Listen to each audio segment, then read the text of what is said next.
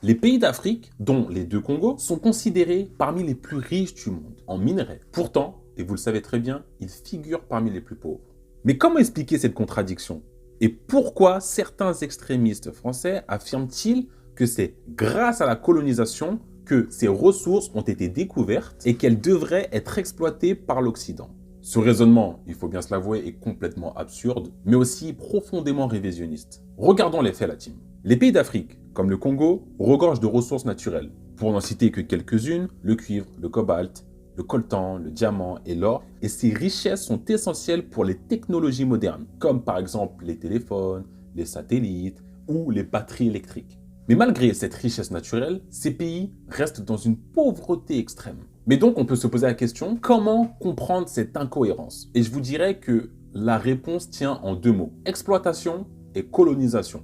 La colonisation n'a pas découvert ces richesses. Les peuples africains, bien avant l'arrivée des colonisateurs européens, connaissaient parfaitement ces ressources et les utilisaient à leur propre manière. Prenons l'exemple donc du Congo. Les Congolais de l'époque utilisaient par exemple déjà le caoutchouc, les métaux comme le cuivre et d'autres ressources bien avant l'arrivée des Belges. Le seul rôle, et j'insiste bien sur ça, le seul rôle des colonisateurs a été de piller et de transférer les ressources vers l'Europe. Sous le règne de Léopold II en Belgique, le Congo a été littéralement dévasté par le caoutchouc. Des millions de Congolais sont morts dans des conditions atroces, non pas pour découvrir ces ressources, mais pour alimenter la machine industrielle belge. Il est vraiment important de souligner que le pays n'a pas vu de bénéfice de cette exploitation massive.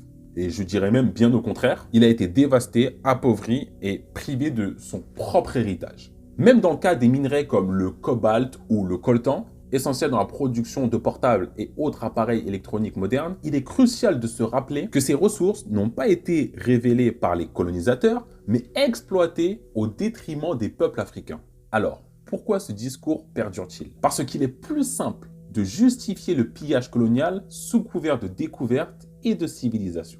L'idée qu'une nation européenne soit venue apporter le progrès et la découverte à des peuples dits soi-disant primitifs est non seulement une idéologie raciste, mais aussi une pure fiction historique. Ce qu'il faut comprendre de ce que je viens de dire, c'est que la colonisation a été un système d'exploitation qui a enrichi l'Europe tout en appauvrissant l'Afrique. L'Occident a pillé ses ressources sans aucun respect pour les peuples autochtones. Ces ressources et le travail des peuples africains ont permis à l'Europe de se développer via l'industrialisation et aussi de dominer le monde pendant des siècles. Aujourd'hui, la team, il est vraiment temps de se dire la vérité. Les minerais africains ne sont pas un cadeau de la colonisation. Ce sont des trésors pillés, des richesses volées et un héritage qu'il est grand temps de restituer au peuple d'Afrique.